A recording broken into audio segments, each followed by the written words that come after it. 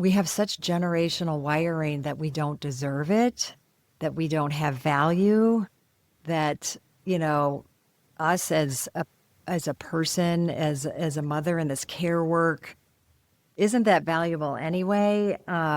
It's the most important thing, and it's also the least valued, and that's very confusing. But that we're not even aware, I think, in so many ways of how deep that wiring is. Hey there, and welcome to the Parenting Reframe. I'm Albiona Rakipi, mom, parenting coach, life coach, and someone who has spent over 20 years helping families navigate the wild, wonderful world of raising kids.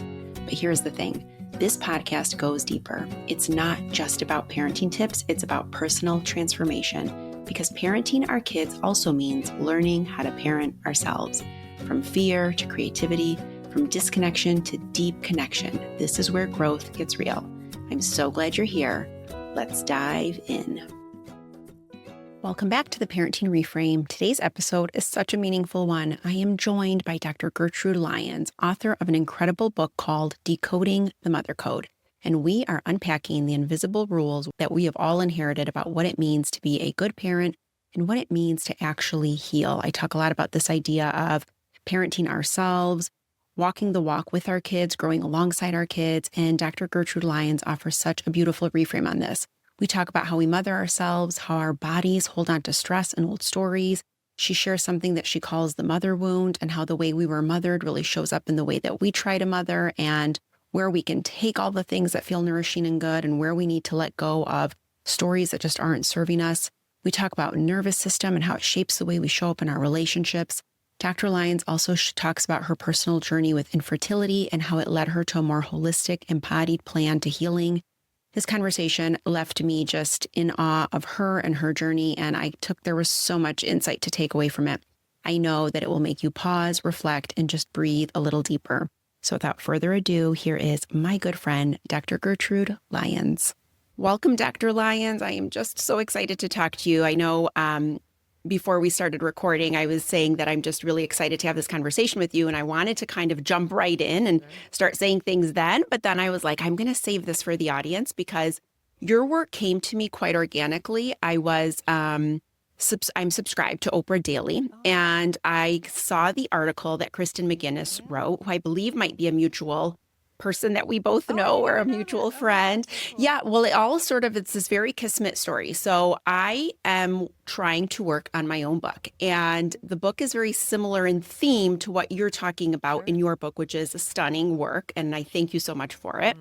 And we're going to jump into that in just a second. But I saw your article, Kristen's article, which focuses your work, which is about this whole idea of rewriting the Mother Code and really taking these inherited beliefs that we've adopted and deconstructing those so that we can my feeling is like live a more fulfilled, honest, true life and really transform some of the areas where these stories are limiting us. And so I read the article, and it was about how you had taken a group of women into Ireland and had this very immersive process where you helped them basically take the steps that you outline in the book and really live that experience and really work through some of those things. So I loved the article by Kristen, reached out to Kristen, who I didn't know at the time, and told her that I really love this article. I'm actually thinking of writing a book myself. I kind of don't know where to start. So this all organically comes into place. I meet with Kristen, and I want to say within 24 hours, your team reached out very spontaneously and said, would you like to have Dr. Gertrude on or have a conversation on and I was like, this can't be, like, the synchronicities right now are just too much. So I was so excited because I was actually about to reach out to you and say, like, I would love to have you on. And anyways, it was all just very kismet and very exciting. So it's been, we've had to reschedule a couple of times. So this has been so exciting and long for me to wait. But all that to say is thank you for being here. And I'm just really excited to jump in and talk more about all of the work that you're doing. So first of all, I didn't know that whole story. And I'm so grateful and honored to be on your podcast, Albiona. It's a beautiful podcast. And I didn't know your work until we got connected. I'm like, oh, it's always so lovely to see people, and see women doing, the like really important work of supporting moms, supporting parents in such a big life event, ongoing adventure that we have and that we think we should do without support. So anyway, I didn't know the whole story, and that's so fun to hear, and it just warms my heart. So thank you. Oh my gosh. Of And course. I know we're going to have lots to talk about. So Yes, definitely. So I was thinking about, as I was reading that article, I was like, I think she might be one of the first people who's writing and talking about this idea of one, rewriting the mother code. But I think what I loved about your work is that, and love about your work is that you're kind of saying that mothering is a process. It isn't just specific to the title of mother or mom, and that it's really this idea of cultivating this process into anyone's life. So I'd love to start more at the beginning and just tell me what brought you to that idea or what led you to this work. I know I always think somehow I'm going to be able to do that in some short, succinct manner, but No, take your time. at this, I'm just a forewarned, that because it's to get to writing a book called Rewrite the Mother Code has in some ways been a lifelong process, right? Because it encompasses, my upbringing and all the beliefs that got wired into me about mothering, motherhood, and adult life, I guess, in many ways. But I kind of pinpoint when I would say, oh, doing this kind of work and as and do like just wanting to find and really bring out the transformative or the personal growth aspect that I believe is there, and just it's an untapped potential in motherhood and parenting, how we can learn and grow ourselves. And that began when my husband and I got engaged, and I was quite young, like I was in my 20s. I think we got engaged when I was 23, which now I'm like, that's so young. What were we thinking? But we got engaged, and I was working as as an economic analyst in litigation consulting. So very different field. Yeah. But my boss, when I told him all excitedly that, hey, I got engaged this weekend, he had kind of this serious, like almost gruff look. And it's like, well, the best advice I can give you or what I can tell you about that is do premarital coaching. But then he didn't say coaching because this was in 1989. So coaching wasn't a thing. So counseling, therapy, I don't remember what he said. And I was like, wow, thanks. How about congratulations? And then, Yeah. but I knew him kind of well enough then. And I knew he was going through a contentious divorce. So I was like, well, I kind of first chalked it up to that. But then I realized as I sat, and this is where like a through line to my work, I'm grateful that I then, kind of built on it, but it's following those intuitive nudges, it didn't make logical sense. It didn't make familial sense. Like, no one in my sphere was doing anything in the personal growth therapy realm unless you had some serious problem, right? Like that's why or when you did that. So what did that even mean? And gosh, I think I found the guy of my dreams, my soulmate, this perfect match, whatever, at 23, which is fine. We can, discover that. So some things just started to come to mind that I let myself pay attention to, like, oh, well, I guess I can think of a couple red flags, in our relationship that I can already see. And then I thought about my parents' relationship and his parents' relationship. His parents were already divorced, remarried. Alcoholism was in both, was a through line in both. My parents were still married at the time, but I looked at their marriage. I'm like, is this something I want to exemplify? No, it's not. So all this to say that I started thinking this could be a good idea. So, and then inviting my husband into it once I kind of got bought in was a whole other thing, my fiance at the time, because, if I hadn't thought like this was way out in left field, but long story short, he kind of came around. It's like, well, if you want to do it, I'll do it, but sort of reluctantly as a bit of a hostage. But we, fortunately showed up at that appointment, and the therapist we had never had an experience like that where he asked us questions about our upbringings, a little bit, birth order. Like now I understand like what he was doing.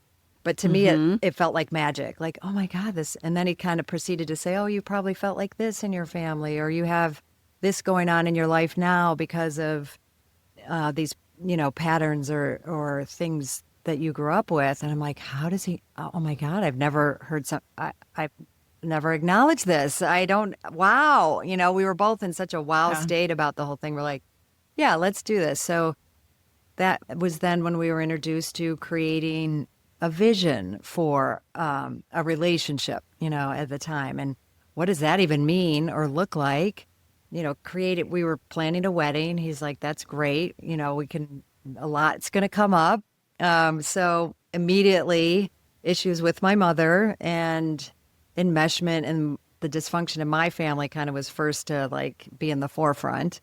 So when it was suggested, like maybe you'd want to do some personal coaching, therapy, and I have this group, and I'm like, yeah, this is big, because the realizations right off the bat of, and starting to tell the truth about what was going on in my relationship with my mom.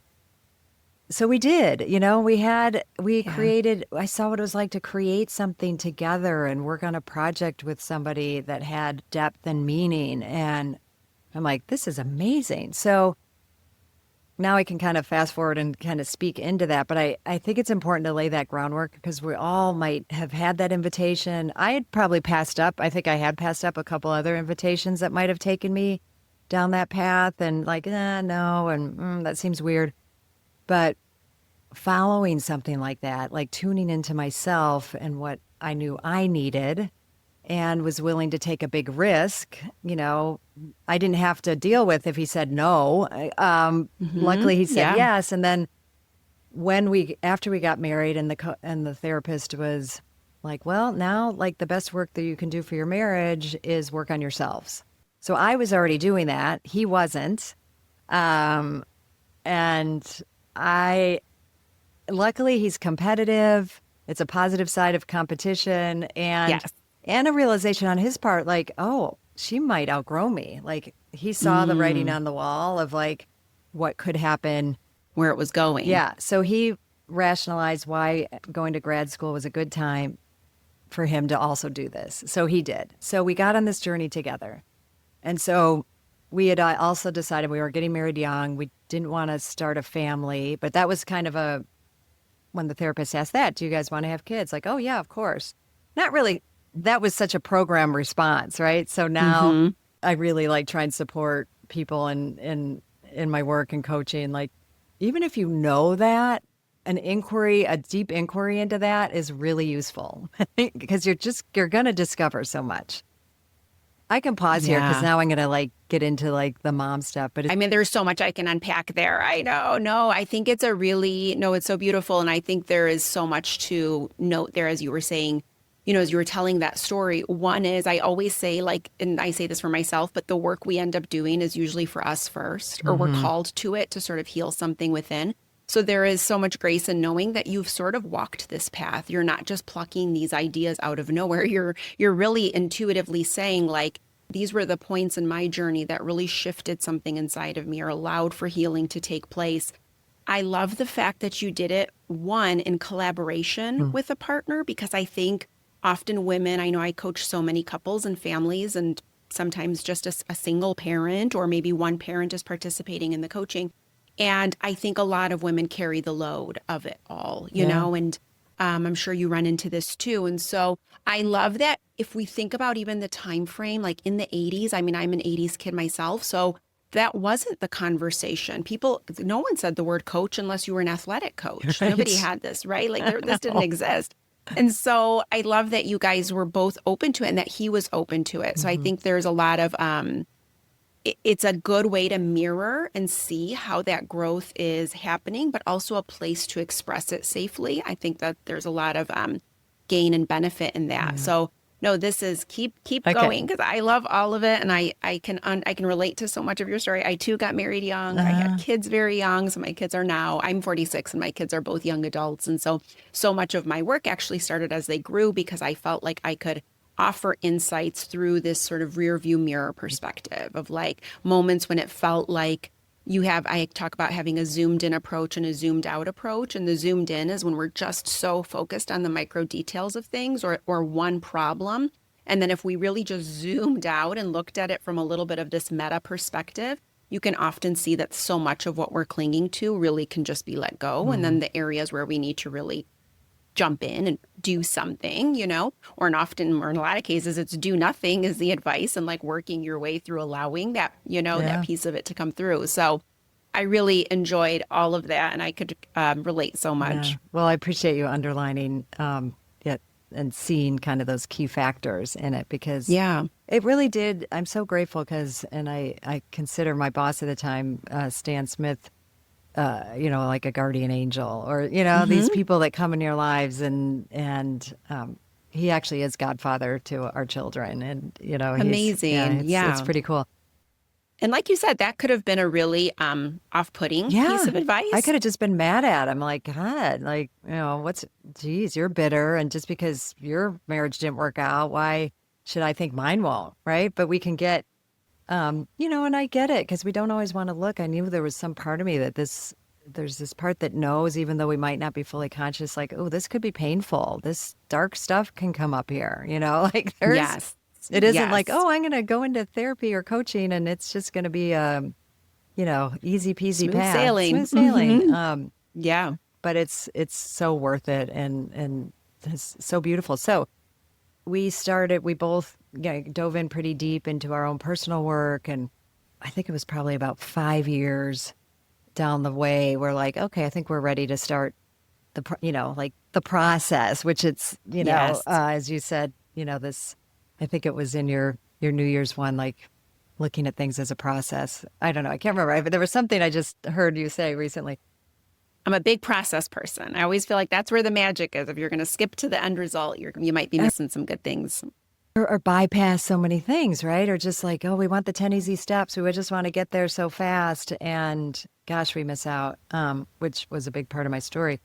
So I do, I go into detail on all this in my book. My book became much more about my personal story than I kind of expected. I knew I'd have some of it in there, but I didn't expect. But my publisher really liked it, and she's like, "No, let's hear more. Let's hear." So it's very vulnerable, as you will come to find out in this process. But even podcasts, anywhere we're talking about ourselves, it's vulnerable. But it's so important. Okay, so we working on ourselves. I then started in on the first step. Go off birth control. I had been on the birth control pill for a number of years, but I started menstruating late and whatever. So I didn't get a period right away. And after a few months, I was working with but this time too, I'm also been introduced to holistic practitioners and things, in and around the typical Western model of care, for our physical care. So, and I was starting to really get an understanding how much emotions played a part and stuff. So for me, at that when it wasn't happening right away, I wasn't happy about it, but I'm like, all right, let's approach this in a way. But so when I did also see my prominent OBGYN in Chicago, and her whole first line, and this I go into in kind of I can't say detail because it's a short talk, but I did a TEDx talk this year. So that's also out there. Amazing. I'll have to link that for sure. That'll be in the show notes for everybody. Where I just, brought to life, like just being in that expert mentality and somebody using big words and somebody like saying like, oh, you have amenorrhea. I always think I'm saying that wrong. Amenorrhea, which literally just means absence of a period in someone of reproductive age. But it just sounds so devastating, right? And she's like, we can put you on this medication to ovulate. And then after a couple months, if that doesn't work, here's a card for a fertility specialist. And if I hadn't been in a growthful environment, I would have been like, oh, okay, I guess this is what you do. Because she's the expert, she's the doctor. But it didn't feel right to me. Like it felt like this shouldn't be the first line of thinking here. Like there's got to be more to this than just like, take a pill, the process, right? Like there's a process that I feel like is missing in this I can just take a pill and, get there.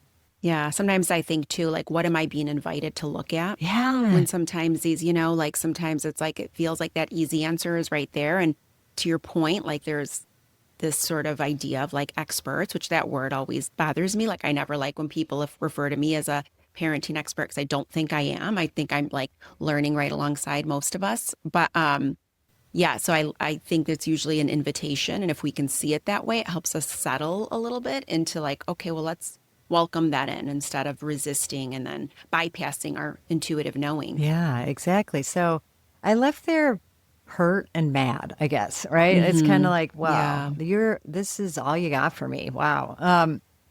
So I then I was referred to an MD acupuncturist. So she was a holistic practitioner who had worked as an MD for a number of years. So I liked that balance, and she was amazing.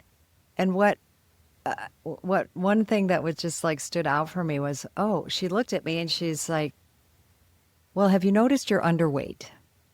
Mm, And if, even a bit underweight, like I wasn't anorexic or anything, I didn't, right.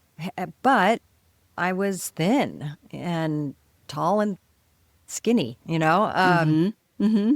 So she's like, and I can tell you to put on some weight, but there's probably some emotional, like you could just start eating and you might not even put on the weight or it's, like whatever. So I just loved like those two things, right? It's, Yeah. guess what? Like, hey, look at me as a person, and there's just some Mm-hmm. immediate data of Yes. of something, and to then say like, well, so here's a diet, not like, here, just eat all these foods. And I was trying at that time also to eat very clean and whatever, so I'm like, I don't want to just go start eating cheeseburgers and milkshakes, right? Yeah. Mm-hmm. But it really was then, and I was, still working with the same therapist, but now we're doing a lot of breath work and body work and kind of like Mm-hmm. in that deeper stuff. And I'm in the midst of all of this, and I have a really profound cathartic experience. And literally, like, I'm like bent over, like and open and like this. And I don't remember if he was prompting me and like what it was, but I'm breathing into that, and it's painful and tight. And then all of a sudden, it feels all of a sudden, but I just was struck with this really profound awareness that like, oh my God, like I'm terrified to be a mother. Mm. And I'm terrified. And then it was like, okay, so I'm sobbing. I'm like, oh my God, I'm like, really? Like I wouldn't have, it's just always thought this was something I could do on a conscious level, had no Mm-hmm. data for that. But then another surge came up and was like, oh, I'm terrified to be a mother like my mother had been. Mm. And later I realized it was like, and it wasn't, yes, my mom, we had our stuff and she had her stuff, and it wasn't great by any means. But I think I was also tapping into like the generational, like, I don't want to continue, these patterns, these unhealthy patterns. And so my body was just saying no, like, keep that teenage body. Like, don't, Yeah. I'm just going to shut everything down so it can't happen. But, a release like that and that awareness and letting myself be in that process. And I don't pinpoint it just on that or just on any one thing, but a month, so some weight had come on. A month later, I started menstruating. So, Wow.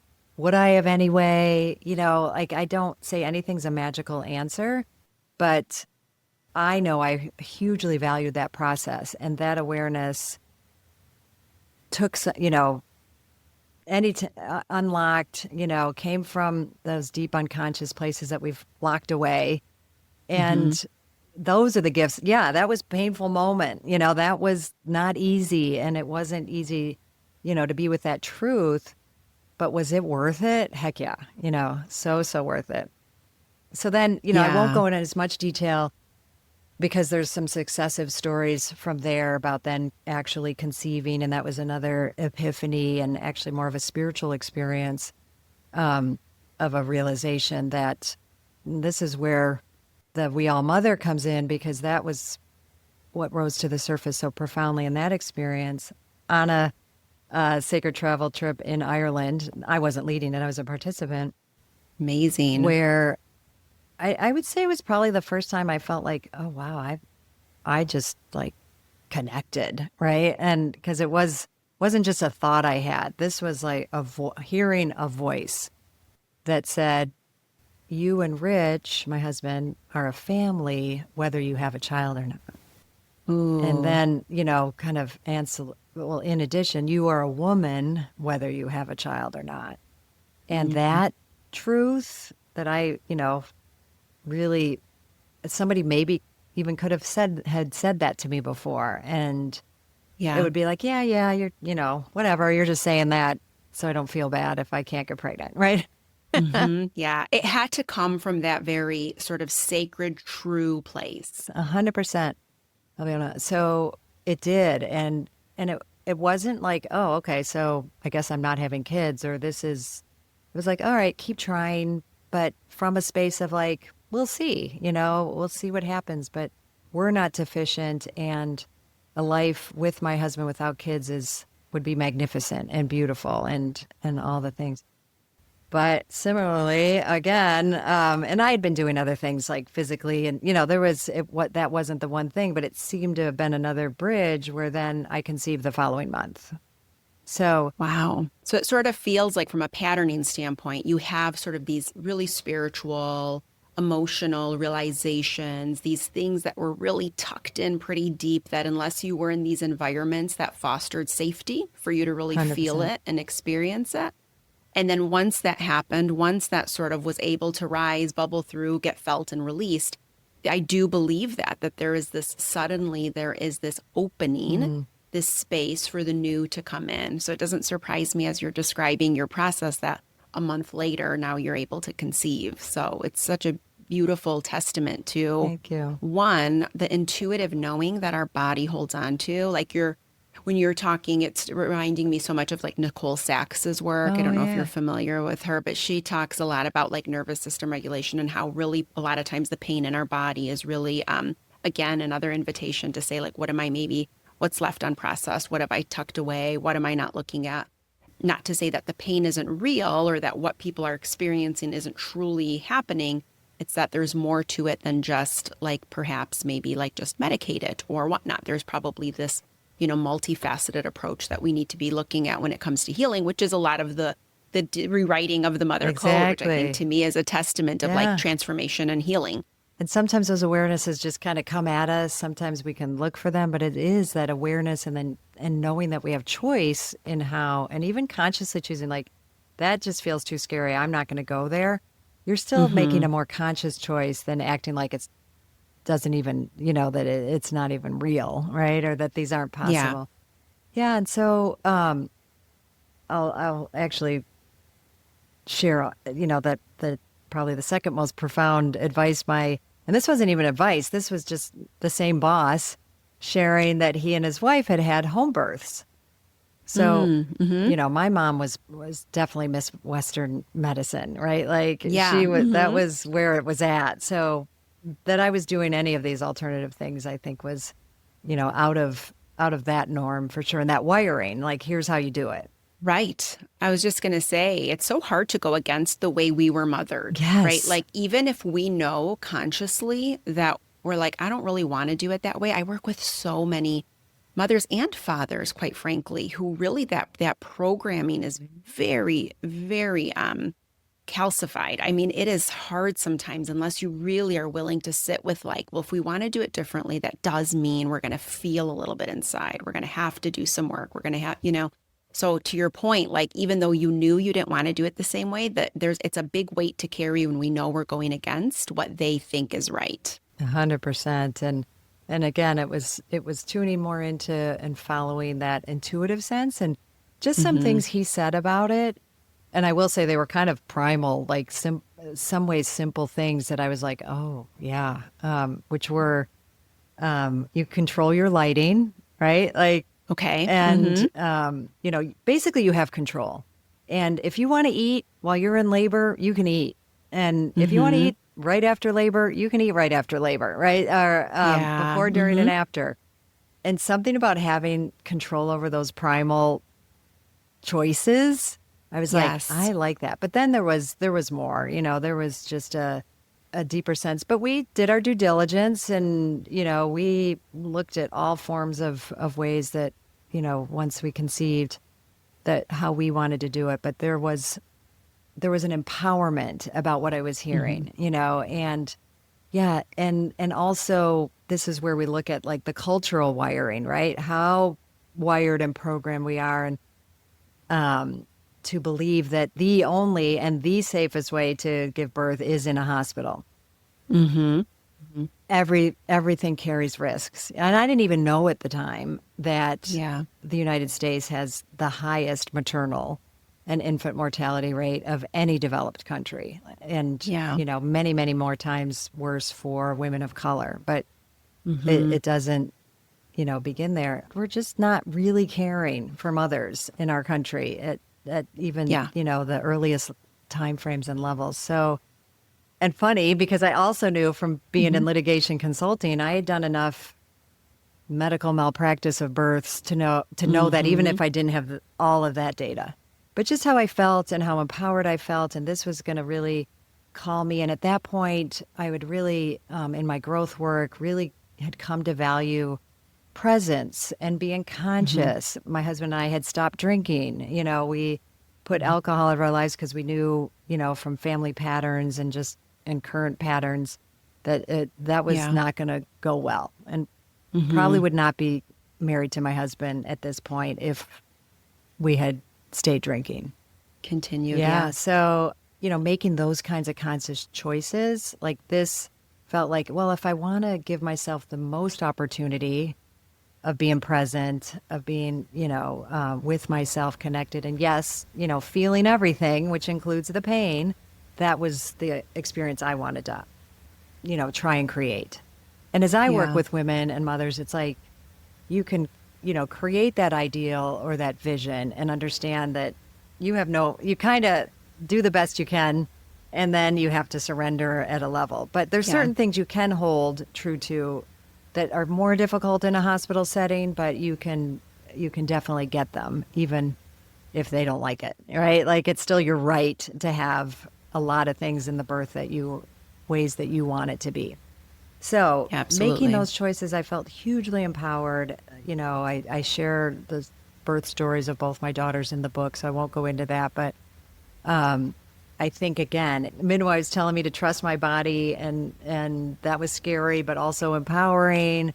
Yeah. And just that level of empowerment at such a crucial moment, I feel like sets you up for the challenges of motherhood, right? For the decision and choice and all the things that you're going to come up against. Yeah. How are you going to approach that? Is it from I want to just not feel the pain, not feel it, avoid, like just, do it this way? Or, do I want to learn and grow from it? Do I want to, put myself first? So, that whole process. And then I'll skip forward after second daughter. That's kind of when I hit my wall of like, whoa. As much as I'd been the leader in the family and taking us on this journey and and it didn't happen overnight. Like I just woke up and made this choice. Like, I'm going to stop working on myself, Yeah, exactly. I had a realization. Yeah, no, it usually comes to us in like a few whispers, and then it gets a little louder. Yeah. Yeah, it's kind of like just avoiding, situations where I'd have to like explore. And by now I am director of a couples and family program. I have gotten, it was right after my second daughter was born that I went back to school, and now I was going to shift careers into becoming a coach and, working in that arena. And I was already, had been volunteering for a long time, but then shortly after came to work at this organization. So I was still surrounded by people. I was still kind of technically in a safe, but as I look back, there were ways that I understand why it didn't feel safe. And I just we were still parenting pretty consciously. We were making, decisions together, and so it looked like but I was leaving myself out. I was avoiding myself. I was, losing myself in my children and the role and identity of mother to a degree, and not knowing how to navigate and I went back to work as a coach, and it's like, navigating that territory of feeling like I'm avoiding my kids and family and what they are by work, and at work I'm avoiding, the and vice versa, how that goes. Yeah. And it Yeah. really wasn't until they were starting high school, college, and that starting to look back and starting to like be willing to see and own that. And it's that's when I started to see like, wow, this journey it isn't, I get some of it. I lived some of it. I didn't live all of it. I saw other women kind of stay on it, and I was coaching them, and and I saw what they were getting. And it was at those moments that I realized like I had a lot of regret and remorse for having, left myself. Yeah. But I also realized like that gave me a perspective of just how hard it is, just how challenging it is to keep yourself in a growth mindset, in a like, let's keep digging, let's keep bringing up that pain, like let's see what else is there. And the challenge of it. And that's when I decided to get my doctoral degree and really study this, like really, Yeah. and really raise women's awareness of the transformational opportunity in motherhood and explore that. And then it was kind of coming out of that and making that more, so much more my focus, and seeing like, oh, that's when I started, focusing my work on in that realm and coming up with rewriting the Mother Code and putting, all these pieces together, leading to, so it was in that process and doing my doctorate that the concept of all women mother, we conceive, create, Yes. give birth to, yes, children, if we make that choice, hopefully in a discerned Yeah. way. Sure. Yes, not in a pressured way. But we also, conceive, create, and give birth to ideas, to relationships, to careers, to pets, our elderly parents, like anywhere we're putting our caring, creative, nourishing, and even, death destructive energy, it's cyclical energy into, we're mothering. But depending on how you look at it, the most important person we need to mother is ourselves. So that Yes. whole, that really blew the women in my doctoral study away, like, because these were all women that didn't have children yet, and I was particularly focusing on them Yes. so I could raise their awareness while they made these choices and before or if they became mothers of children. And to see them feel like kind of that sense of relief like I did at certain junctures of, oh, wow, I've really bought into the family or cultural belief that I'm not a woman. Like these were women that had built beautiful companies, had reached high levels in organizations, C-level things. And it's like, well, none of that really matters unless I get married and have a child. That's just, what I'm doing. But I got them to see like you're mothering in those contexts. So to honor that and to realize that that's only going to help you if you do end up having children in your life too, that you're already doing it. And that's so empowering and also connecting for us. I really want us as women to get on one team. Totally. And I agree. not judge each other's choices, judge each other, or like think like, well, And not everyone's journey will look different. Right. Everyone, we're not the same. And although there are so many common threads and ways that we can understand each other's experience, there's so much beauty in listening and just holding space. I had written about this. This was a couple of years ago, but somebody with a fairly large platform posted something like, there's a lot on social media about, feeling overwhelmed as a mom or being burnt out or feeling tired. And I don't think we're taking into consideration the women who are trying to get pregnant and struggling. And I think we need to be more conscientious. And I thought to myself, it's an interesting point, but at the same time, I thought, don't we have the capacity to hold space for both? Yes. Like, can't It's we not one or the other. understand? Yes. Can't we look at the mom who's overwhelmed and go, oh my gosh, I get it. Like, I get what it means to be sleep deprived. And to your point, we completely lose ourselves, especially in those early years of like raising kids and trying to make sure they're safe and we're doing all the things and we're, and it can be such information overload.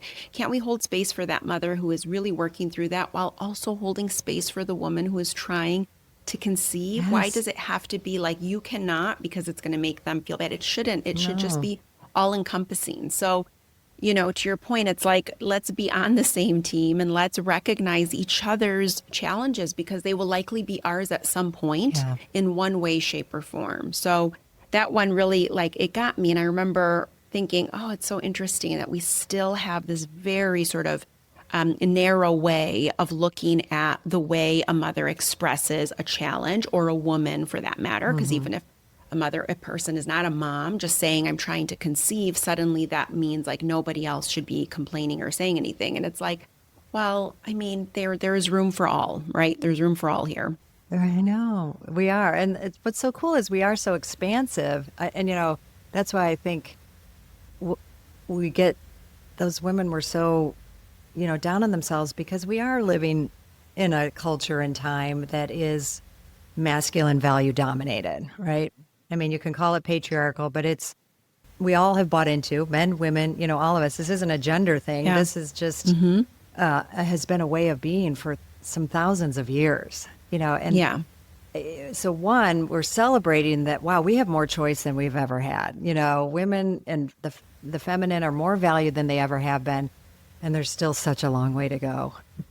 Yes, still... I know.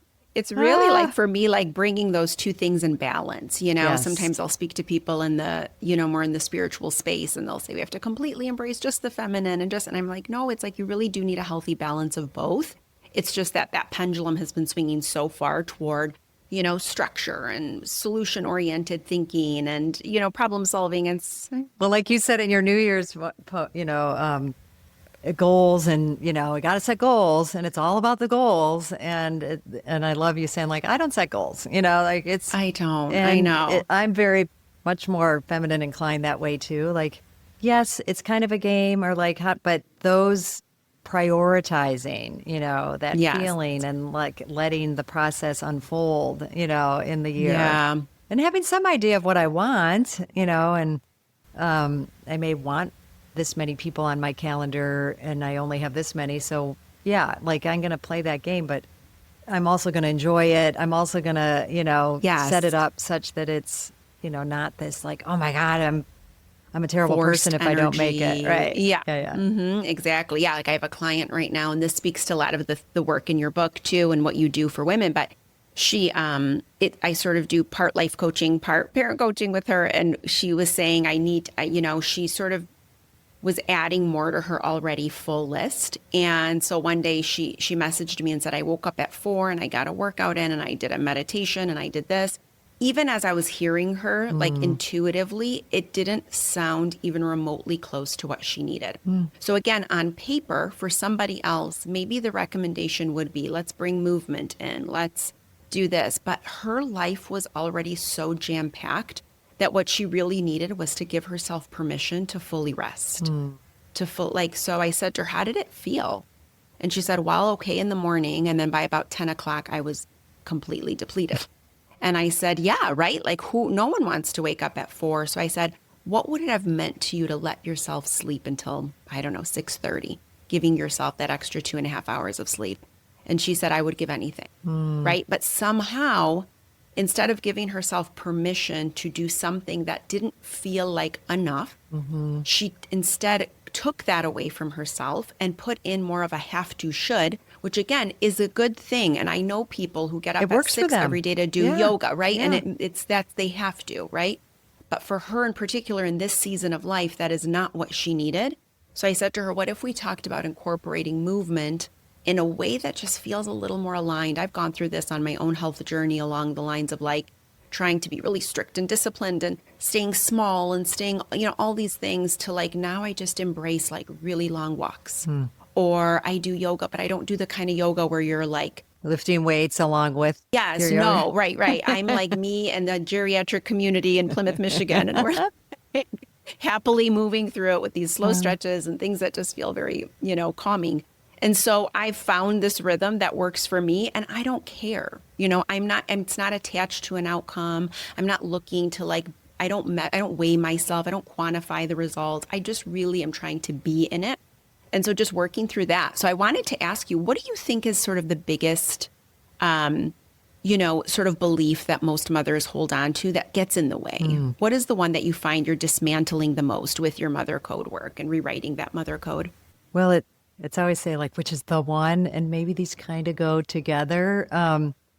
Because and I list, I name a bunch of what I think are some of the top codes in the book, but one that always stands out for me is that there's one right way to mother, right? Yes. Somebody has this magic formula out there, and if I just find it, if I find it through an expert or in a book, and it's very disruptive to think you actually know inside of you. I remember the first time I really got that, yes, I'd been doing a lot of therapy at that time and coaching, and really relied on some of that to guide me. You mean I have that wisdom inside me? I have everything I'm getting from out there, I actually know or can find out or can decide for myself. I was mad, honestly. I was like, wait, who left this out? Yeah, who left this out? And oh my God, that means it does mean total responsibility too, right? Yes. So the choices I make are all on me because I made it. So but I think it ties to one that is so much related to one, of course, about doing it, mothering right, is prioritizing yourself, kind of not prioritizing yourself, really. It's that, to be a good mom and to do it right means you put your children first, then your spouse or partner, if you have one, and then if you're working outside the home or, anything work related. And you could probably fit a bunch more in there before you even make the list, but for sure those are going to be ahead of you. And this mothering yourself and just working with so many women who are I get that, but I don't even know what that means. I don't, and we might first jump to okay, well, I don't have the time, or I don't have time. I don't have time to go to the gym or get a massage. And, we always kind of put it in that external, and find, and resources. It always sounds like that taking care of myself must involve resources. Yes. But it doesn't have to, those things are great, right? I'm right. And paying for a coach or therapy or, if insurance doesn't cover it, yes, I think some of the deepest self-mothering we can do is exploring ourselves, right? And doing that. But, there's a lot of free resources. There's simple things that you can do to just bring yourself some clarity to, if I were to always, one of the first things I always, recommend is getting reacquainted and remembering the power of our emotions and tuning into your body. And, that's just moments in a day to reflect or look. And, we can still make up, I don't even just have that moment, but yeah, some part of us, sometimes I feel, and maybe you have found this too, Albiona, is we have such generational wiring that we don't deserve it, that we don't have value, that, us as a person, as a mother in this care work, isn't that valuable anyway? It's the most important thing, and it's also the least valued, and that's very confusing. But that we're not even aware, I think, in so many ways, of how deep that wiring is and what it takes. I agree. To just do little things like asking for help, getting the people around you to support you, saying no, setting a boundary. Those are huge self-mothering. But you have to you have to know that you matter and that you deserve it. And that's that can be big work, and you can just choose it. I'm going to fake it till I make it, right? I don't know if I believe that, but I'm going to act as if I do. And then you start seeing oh, this feels really good. Or, oh, the world didn't fall apart if I left my children with a caregiver for a period of time, or something that you just... Exactly. have been, felt like I could never do Yeah. that. So, And I think we also assign, like, along with what you're saying, is there's so much generational patterning with this. I also think we assign a lot of negative attributes to ourselves and really other women who do that work. So it sounds like that would be selfish. That's selfish of me. So a really good example of this is, I had a client who had dinner plans with girlfriends, and she was going to leave her 2 young children for the evening with dad. And dad was going to put them to bed. This is not part of their typical routine. And dad was fine, and the kids were not fine.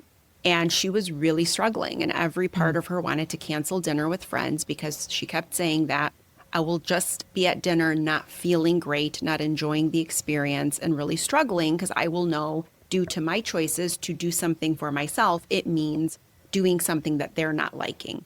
And I helped her, we kind of talked about reframing that idea of like, what if, one, dad gets to start building these connective moments with the kids too? What if we look at it that it's actually really good for kids to experience different caretakers doing different things? So it's not always you, right? Understanding how to be flexible and how to adjust to a different caretaker's approach. And I said, three, what if we just looked at tonight as like, I'm just going to lean into it. Even if it doesn't feel good, I'm going to start the process of saying yes to myself. So even if I'm at dinner, even if I'm like overthinking, like, what are the kids doing? Are they having a hard time?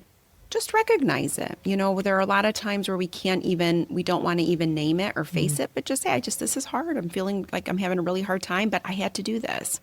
So it's so much, right? It's a lot. And I think it's going to take a lot more books from you and, more of this work. and your work and all of us, right? All of us from all the spaces and places and just we need to hear it, and hear that people are doing it and hear these stories, that, And we're that really ended not well. aware. Yes, exactly. Right. I tried it and I did it a few times and I actually feel okay. Yeah. And so, even within myself, I had to dismantle so much of that, even in the way that I remember one time, this was years ago, talking with somebody, and my kids at the time were both in travel soccer, which was a whole other, commitment and whatnot. It was wonderful for different reasons, but it was also very hard. Yes. And I was speaking to somebody and she said, my daughters really want to play travel soccer and I'm not letting them. And I said, oh, and she said, they just really want to, but you know what? I don't want to structure my family time that way. I don't want to structure my time that way. I'm not the kind of mom that can be at a travel tournament every weekend. And I just said no. And I was initially like, what? You're going to deprive them of something they said they actually wanted, and I wasn't thwarting it on them or making them do travel soccer. Yes. And I really had to sit with myself. And she was really confident and felt good about her decision. And I really had to look at what came up for me, like the trigger point in me that said, like, bad mom. Exactly. Right? You need to do what your kids want you to do. This is a short period of life and that's our job. And we sacrifice and we, so anyways, I really worked through it and I let it go. And I just thought, wow, that was such an important experience. But I think had I not been doing all the work I've been doing for all these years, it would have very easily put me in a good mom, bad mom category, right? Like, oh, I'm a good mom because I did all that sacrificing and you don't want to. I guess that makes you in the team bad mom, know? Yes. And instead I was like, why did that bother me when she said it? It shouldn't bother me. Like, let me look at that. What am I telling myself? What's the story underneath it? So, Well, I love that so much. I just want to applaud you for that and put that in the self-mothering category, right? Like, so these are the kinds of things. It's just having that curiosity for yourself instead of, this knee-jerk going to judgment so I can feel better about the choice I make. Because part of us is like, oh, wow, like I could have done that, or right, that was available. There's a choice, right? And it's funny because I would have felt the same way, and I remember struggling with it, and like, but you have to because it's. But now I'm thinking too, like, one, I'm giving her huge credit for saying no, and like being because what works, I do believe, like if it makes mom happy, parents happy, everyone, it's good for everyone, right? Yeah. At the same time, I'm like, oh, well, if those kids really wanted it, she could have sat down with them and said, all right, you guys really want this.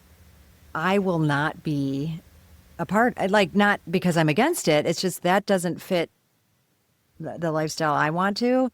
So other people will be, you'll be carpool, you'll be mostly without You'll me. It have doesn't other mean cheerleaders. it doesn't mean I'll never come or, but kind of set them up with an expectation and then let them, choose from there. But it's like, see, there's even more choices than just the do it, don't do it that we don't always think of. But sometimes giving ourselves that permission for the no allows us to, until we do, then we don't even think of other choices. It's either yes, it's binary, yes, no, right?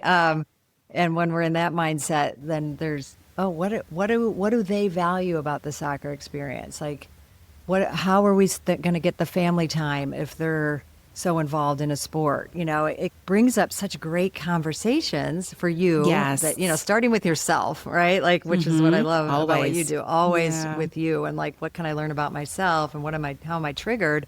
To then like, okay, but and to me, this is the rewriting of the code, right? We have those codes, but what are mine? And then what are our family values, principles, desires? And it's a different kind of having it all that I think sometimes the have it all is like you're supposed to do it all. But we can have we can definitely work toward having our desires met or living to our values. And that's the rewritten mother code is that, right? It's just you've chosen what those are. And then other people, someone might say to her, like, that's a terrible thing to do. Like, how can you deprive your I mean, there are people who's like, don't just think it. They say it out loud because they would say it. Yeah. Where, without that kind of grounding or core sense of like where that decision's coming from, you'll be like, oh, maybe you can stand firmly in it and say, you have a lot more choice in how you respond to other people's, trigger. That's right. That's absolutely right. Oh, this is so good. Dr. Gertrude, I loved talking to you. I could go on forever. Me too. I know. Where can people find you? I'd love to even have you come back on because I know this conversation is going to be so valuable to so many. Thank you. We just literally scratched the surface. We did. We kind of got the baseline covered. Yes, but you will get so much more out of the book, out of your work. Thank where you. can people find you and connect with you? Yeah, so the book you can find anywhere where you buy books. Certainly if you go to bookstores and they don't have it, they can get it for you. But if you're an Amazon user or something like that, it's there. It's also, I did record it, the audio. So it is audio. That was a whole other, quite a wild adventure. Yep. I was telling you before. Was it before or during? Anyway, I do have a TEDx talk that came out this year, and we're going to link everything that you're describing in the show notes too. And that's gotten a lot of traction. I'm pretty happy of how that's amazing. gone. I've just started a Substack, but everything's on. And I have a podcast, and I'll be asking you to join me on that as well. Oh, I would love to. Yes. But you can find me in any of these realms with Rewrite the Mother Code. Or Dr. Gertrude Lyons. But I also do one-on-one coaching. I do immersive experiences. I love the retreat. I lead retreats here in Mexico and also in Ireland. But I do one-on-one immersive. And it's really all about what is it like to really flex, kind of build some of those self-mothering muscles? What is it like to completely, in some ways, let go of your responsibility and be tended to, and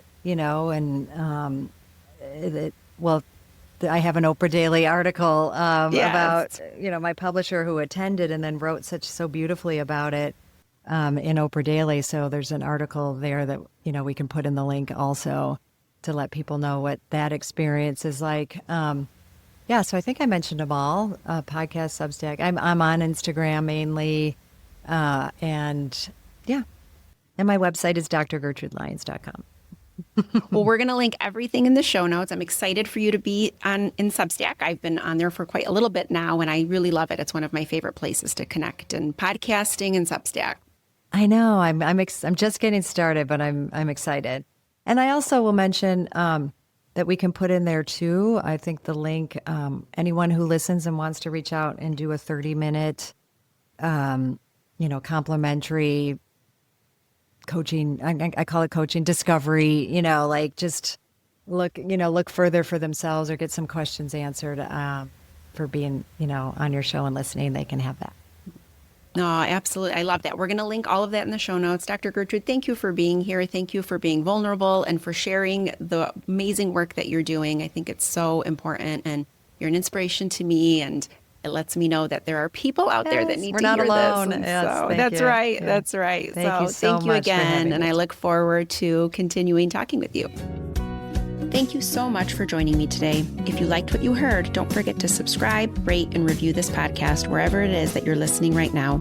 And what really makes my day is if you share or recommend the podcast to a friend. It is the greatest compliment.